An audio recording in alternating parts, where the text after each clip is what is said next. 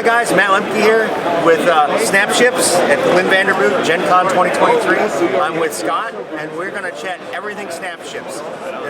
It was kickstarted, I don't know, about a year ago. It's kind of a new, it is new system in the sense that it's a fully customizable Starship game. And to give you an idea, here's pieces, parts, no glue. So if your ship doesn't work, rebuild it. Exactly. You guys gonna make space stations? Well, you could make them. We don't support them yet, but that's something that's coming. I mean, the system. I don't know if you've tried it out, but like, not yet. Literally, this pieces just snap together and hold super tightly, and you build your ship, your units essentially out of all these individual pieces, and then Ricola. You come up with something that looks like this. This is a unit that's like ready to play in the game, and it's completely modular and constructed out of all the parts that you see them in there. So, how many pieces are on here roughly? So you got the wings, I see, the fins. Is there one body piece or are the engines separate? Yeah, so we don't represent every single piece that you see here, because this is probably about like 20, 30 pieces on here. That's a lot of pieces. But all the core components are represented in the game by cards. That's awesome. And then you have a chassis card, which is kind of represents the whole of your ship and sort of the core stats, how much energy it has to work with, how many health points it has, and that's sort of the internal structure. And then you decide like what cockpit you're going to run with, what weapons you're going to equip, wings, engines, all kinds of stuff. Okay. So for the core ships, how many different like chassis are there? Okay, so, and does it matter? Yeah. Well, okay. So first of all, there's 3 different sizes of chassis. So you can have small picket ships, or you can have sort of interceptor-sized ships, or even bigger ships. So I'm guessing this is like interceptor. That's in the middle. Yep. That's the middle. That's our middle class. And then, so depending on the size of your chassis, you can equip more parts to it. So this guy has a chassis card and he equips 6 parts. Okay.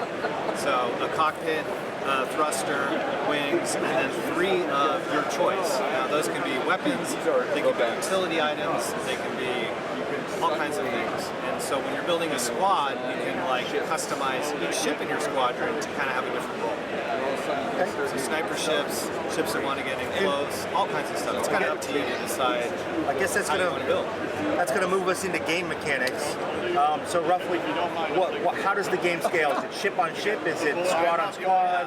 Fleet on fleet? So you can play the starter box. So I'll show you right here. It has basically 2 ships worth of components and a bunch of extra components and everything you need to play the game. So this is like a 1v1 setup, and the game plays quite well actually 1v1 because you have more complex units that can do more turn to turn. However, once you master that, you're going to want to expand to 2 ship and 3 ship squadrons, and the game just keeps scaling. Everything's modular, so you can play. Set up multiple maps. You can have giant fleet battles if you want to. There's really kind of no upper limit. It's just your time and energy to like get through a battle with that many units. So what's the standard size player? Standard size is 3-foot, 3-foot map, just like X-Wing. And you can comfortably fit 2 or 3 ships per side on that size map. Is it point-based or is it like card point? So the chassis have a point assignment for them, but then each chassis just has part slots, and those part slots are all equal, so you can build anything you want within the confines of that chassis. Okay. So this, for example, this card, if I'm this ship, we'll have a chassis to come out in 6 parts. But those 6 parts can be anything in the library of parts. You've got a lot of freedom to build different. Yeah, I gathered that from the Kickstarter. So moving into mechanics of the game, how does like combat movement work? Let's go with movement. Okay, sure. Let me grab the movement ruler. Then movement tool. Simple thing to talk about. Awesome. All right, so one thing you'll notice is a little bit different. You can see we have a circular base. We use one movement tool for everything. Like you don't need a million different templates, and it's got this long arm and this short arm. So all movements are done at the cardinal directions in increments of either long or short across the battlefield. And then one thing that's unique is our rotation is somewhat freeform. Making dreams happen, your ship everybody. will be allowed to make a rotation, but you can actually stop anywhere you want along that rotation. So you can line up shots perfectly, kind of make maneuvers across the battlefield. And the beauty is, once you learn this tool and how rotation works, everything is sort of clever combinations of those two movements. So there's It's like calligraphy. Everything's a straight line. It really is. Just some are shorter than others. in terms of combat, you're gonna get in range of your enemy, get in range in arc. You measure that with like a range ruler that we have, and then you're gonna roll dice to make attacks generally. One thing that's pretty cool and unique to our system is if you get a critical hit on your opponent, you'll actually take out one of the parts on his ship. Okay. So once you get a crit, you'll roll a location on his ship. If you look, for example, here's a little part card. This is one of the systems on the ship. This is a heavy missile launcher. If my crit lands here, he's forced to flip this card over, my opponent, to the damage side. Now he can repair that, but that card is actually down. That system's going to be down for at least a turn. So it can be very interesting and strategic as crits land on your opponent. He has to deal with damage systems and getting back online. Trying to turn the battle around. Excellent. So, where are you guys at with like your fulfillment process? Is it all fulfilled already? Or? So we are in fulfillment. It's all happening during Gen Con, which is awesome. We are about 50% fulfilled in the U.S. Almost 100% in a lot of other territories, though. Like Canada has all their stuff. Everything in Europe is out. Everything in Australia is out. It's all happening worldwide simultaneously. And we just got our stock here. These guys, these are like the first, these are actually some of the first production copies we've seen here, other than our proofs. And we have them all at Gen Con for sale. So what else is available? Like there's the starter. What kind of expansions are there?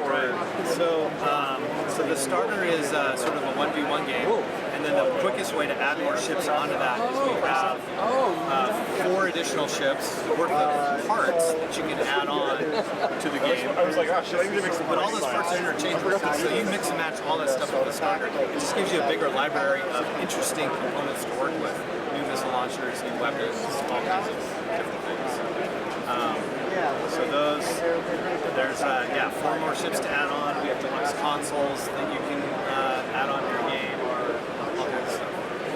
And where are you guys going to go from here with it? Well, this is just the start. I mean, like we've got, I think in the library there's something like, I'm not even sure how many, like maybe close to 100 pieces to work with right now. But we've got plans to just keep adding ships and pieces to the system, and everything again is going to be interchangeable. So as new expansions come out, you may want to revise your builds and swap parts out and build new things. So from a fluff point of view, is there any kind of story background with it, or is it just game at this point? Pretty much just game. I mean, we have a bit of a background lore. We've got 2 factions. One's called the Complex, one's called the Forge. There's some lore online around that, but the building really is the focus. Like the building But there's plenty of room to grow. Yeah, there is. And the 2 factions, you can't mix the 2 factions together. They remain separate because they're balanced against each other, but within the faction you can mix and match all the parts. So you can kind of decide which side you want to pick up. I see 2 factions in the near future. The Scavengers and the Mercenaries. Anything you want to add? Anything that they need to know? Let's see, this is the first release of the game. If you didn't back the Kickstarter, you can still get in on all the action. There's more info at snapshipstactics.com. If you go to store.snapshipstactics.com, you can see like all the stuff that we have here at Gen Con that can be ordered in the US and delivered in a few weeks. All right, guys, thank you. Thanks. Thank you. Yep, my pleasure. I like it. It was fun. Hi guys, meet the Nibbles, who's gonna go down. She just decided not to go down my back, so we'll do this for her so she's comfy. Thanks for watching my video, and I appreciate it. Please hit the like button and share it if you know somebody who might be interested. And of course, there's always Twitter and the Facebook thingy, and soon I have a newsletter coming. That'll be down there or in a link below, and my kitty cat loves that idea. So anyway, there was one more thing. Oh yeah, subscribe. Be a part of my community, our community. Let's make it grow together. See you guys at a con somewhere, or a local store, or if I'm driving through the country, maybe a game club. I don't know, you're not going to go knock down my camera. Bye guys.